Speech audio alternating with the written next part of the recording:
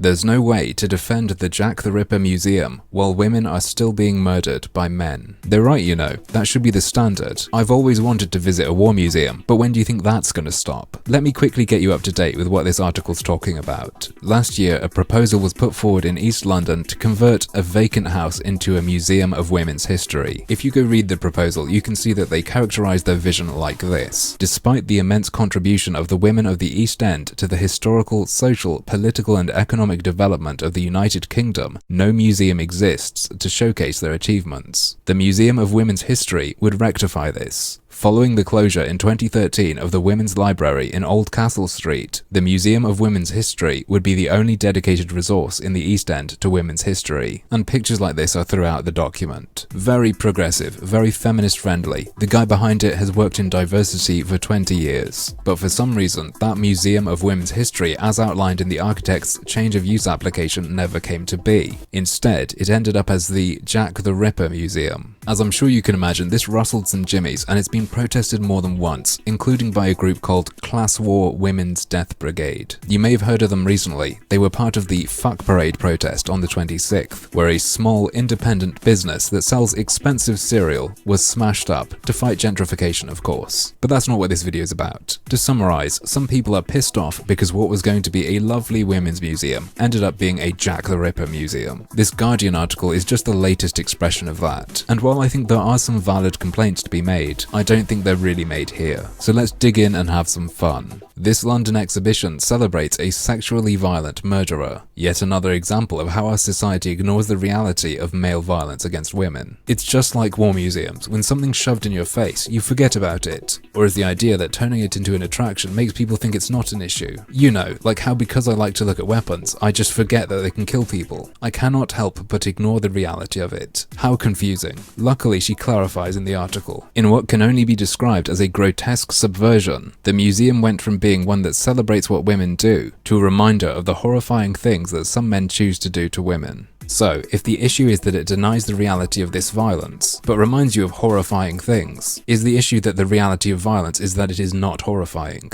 If you read further, it does become apparent that what she's saying is being denied is that it is sexual violence. Today, on Twitter, the museum's PR representative attempted to defend the tourist attraction from charges that Jack the Ripper's murders were sexually violent. In a clumsy attempt to prove that the museum was not condoning sexual violence, he instead denied that the murders had anything to do with sexual violence at all. And there's a screen cap of the PR guy saying, "Hi Tom, as an aside, the Jack the Ripper victims were never sexually abused, so the claim of sexual violence is wrong. If you go on the museum's website, one of the floors is age restricted. Could it possibly be that saying, yes, our exhibit includes sexual violence, would cause them related issues?" The author of this article doesn't seem to be disputing what he said was true, which it may or may not be. I don't really know about Jack the Ripper, but rather she's trying to dispute his use of language. This article is drawing great social meaning out of a PR guy trying to say, nope, this exhibit doesn't include sexual violence.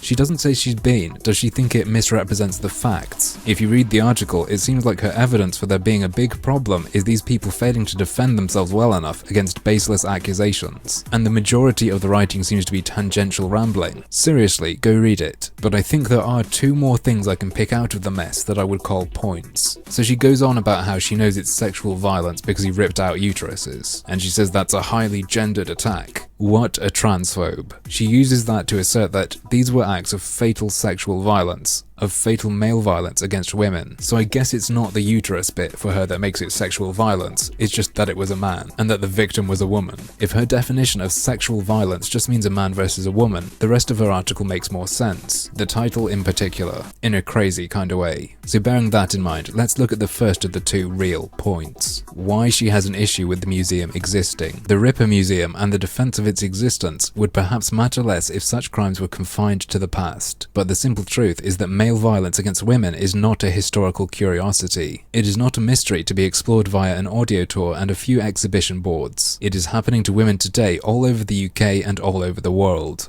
The argument really is, you can break this down to being a man hurting a woman. Men hurt women today. Therefore, you shouldn't have exhibits showing particular instances of a man hurting women in history. At least not if it's a day out. point. For all the wiggling and wriggling, it really is just as dumb and simple as the title seems. And now onto the second thing I could find that kinda looks like a point. It's right at the end, when the museum's PR tries to deny that sexual violence had a part to play in these murders. When newspapers look to the nagging or cheating wife in spousal homicide cases, they are ignoring the stark and frightening reality of male violence against women. As a society, we are all too quick to ignore the fact that Jack the Ripper and violent men throughout history choose to abuse and kill women. In Jack's case, our decision to ignore that has led to him becoming a cult figure who exerts a grotesque fascination over the public imagination. Oh shit, she's right. Jack the Ripper did kill women. I didn't notice. I've been ignoring it all this time. I'm gonna ask again, please read this piece. Tell me if you find it as ambiguous as I do. There are just so many different ways I can read this. Normally I can at least say I get someone's point even if I disagree. Here I must have read this piece at least 10 times and I still do not know.